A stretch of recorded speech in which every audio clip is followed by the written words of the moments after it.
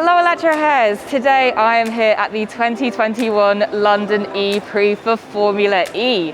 So what do I know about it? Well, not that much, to be honest. And I'm just going to presume that maybe you don't know much about it either. What makes you say that? And today, we are going to go experience Formula E together. Not only are we going to be running through the day-to-day schedule of what happens at a London E-Prix, but we are also going to get a little bit deeper into the whole techie side of things with access to the team, the pit lanes, the garage. We're going to be talking to mechanics, technicians.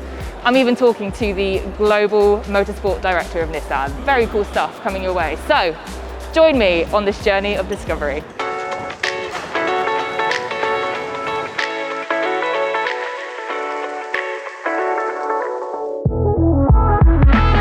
So we've just arrived, we've just got settled in, and already I'm going to be taken to the Nissan garage. We're going to walk down to the pit lane, we're going to check out the cars, see them firsthand, look at the mechanics in action, and we're also going to speak to Tommaso Valpe, who is the Global Motorsports Director for Nissan. So there's a lot that's going on, and it's only 10 o'clock.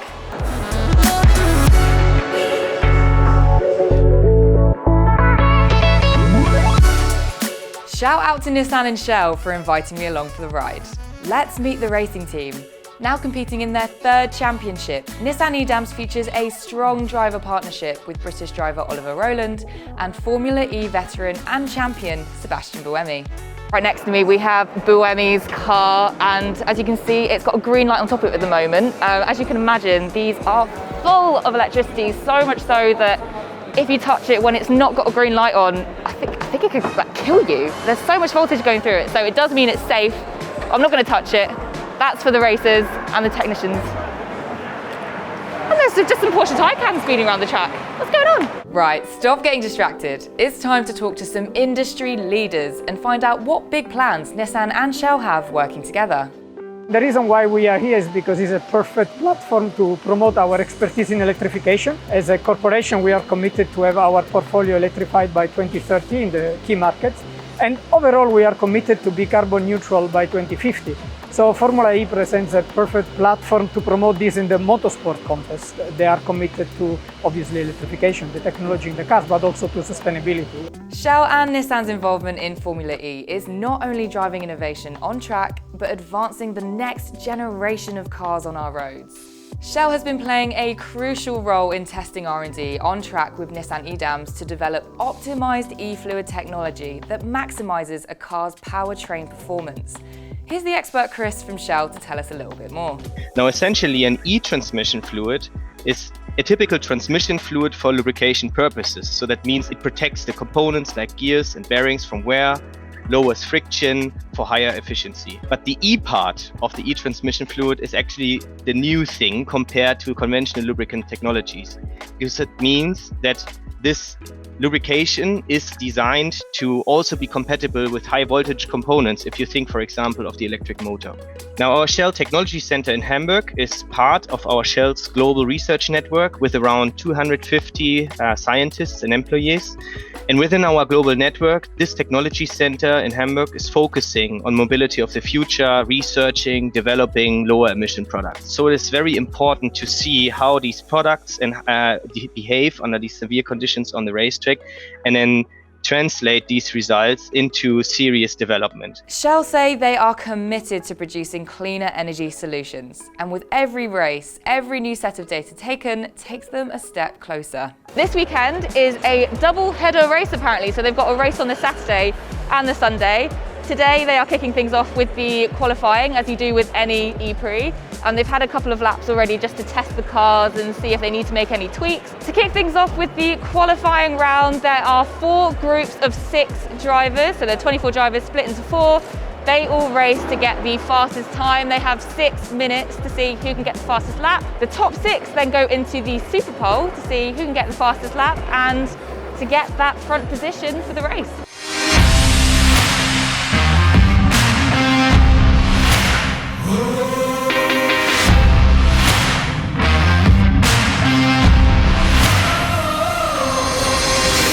Well, qualies and Super Pole are now done, and of course we couldn't show you any footage of the race itself for legal reasons, but you can catch up online. Sebastian Buemi came in P3, which is fantastic for Nissan. That's a great start for them. Now we have behind us the grid procedure where all 24 cars are lined up. All the media are out on the track right now, getting a whole mass of interviews, as I'm sure you can hear behind me. The energy here is amazing. There is so much going on. I'm so pumped for this race. Let's see what happens. Here we go. I'm actually blown away by all of this. Oh my God, you can smell the tyres right now. You can smell. Oh my God, what's going on? Come on, Sebastian, come on. And Ollie as well, come on, come on. Formula E is the perfect testbed for Shell and Nissan's venture into the advanced world of electric. Each having over 100 years of experience in automotive, they know a thing or two about where to take it next. So Nissan, obviously one of the biggest producers of EVs in the world, over 500,000 Leaf sold to date. We use that experience of creating those EV powertrains for the road to enable us to create the powertrains for these two Nissan Formula E cars. And the way Formula E works, it's what we call a spec championship. So there are lots of control parts that all of the teams, all 24 cars from the 12 teams, all have to use certain control parts. And the reason for that is to get the teams and manufacturers really focusing on the important part, which is the powertrain. For you less EV savvy, the powertrain is all the key components of the car that pushes it forward. So it's pretty important. Rather than spending lots of resource, time, money on, for example, aerodynamics, which will only benefit the two cars that are in the garage, whereas if they focus on the powertrain, then that benefits obviously the automotive industry and the road car programs going forward. And we all know that Shell's e-fluid technology is a crucial component for driving this forward.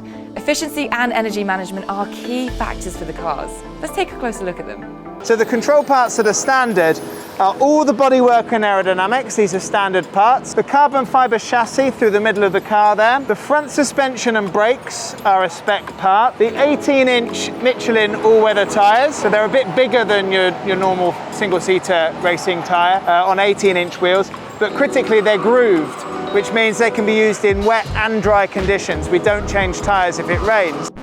Sorry, don't change tyres? That's a new one. In fact, each car only gets 2 sets of tyres to last for the entirety of the day. So the drivers better make them count. That gives us a number of advantages. Number one, for sustainability, we're only disposing of 2 sets of tyres per car per double header race weekend. A set for the car for today and a set for the car for tomorrow. That's it. So there's not too much waste in that sense. And then the other standard parts we have are the battery, which sits in the middle of the car behind the driver within the monocoque. And again, that's a standard part so that all of the teams have a level playing field on the amount of energy they have at the start of the race. Speaking of race, let's get back to the action. The race itself is 45 minutes. So it's not how many laps they do, it's just 45 minutes, how quick can you go, and then it's one final lap. Whoever gets the quickest lap at the end there and is at the front is the winner. A huge thing about this whole race is all about the battery management. Obviously, being quick is really important, but when you've got electric cars, you need to manage that power. So it's not only about being quick, it's also being able to manage the battery and not run out. It's a lot to think about. So we're about halfway through the race, and I'm going to point out a really cool, unique feature to Formula E, which is called attack mode. So what happens is, on the track, if a race driver wants to get a little bit extra boost of power, they have to leave the racing line, go wider out to the side of the track, run over a few bits of charge, which gives them 35 kilowatts of power, which they can then use to get an upper hand and a boost. This obviously gives a big advantage to the drivers if they're able to use this power correctly. If they come off the racing line, it can actually put them behind a spot and slow them down. So it's all about tactics in this. It kind of reminds me of like Super Mario Kart when you go over those like speed boosts, you know? Anybody? Another unique racing feature to Formula E is fan boost. You at home get to vote for your favourite driver. The top 5 most popular get awarded with a significant burst of power that can be deployed for 5 seconds. I cannot get my head around this racetrack. It's half indoors, half outdoors, where when these guys were qualifying, it was absolutely hammering it down with rain. Now the sun is beautiful outside. The conditions of the track have completely changed. I don't know how they managed to adjust, but I mean that's why they're professional. Here they come. What is so cool about this spot is this is the final straight, so everybody is overtaking each other. It's a prime spot for it. Everyone's getting so close. There's been some near contact right on this straight. It's just so exciting to watch. I kind of like shudder a little bit when they get really close. I just keep thinking there's going to be a crash, but there's not, because they know what to do. They're getting in the slipstream. The slipstream? They're getting in the slipstream. What in the goddamn hell are you talking about? Here we go. These cars, I'm sure you can hear, are so loud. I'm having to shout just to get my point across. Now I want you to comment down below and tell me how many decibels you think these cars make. Promise me you won't Google it, okay? Comment down below, let me know what you think.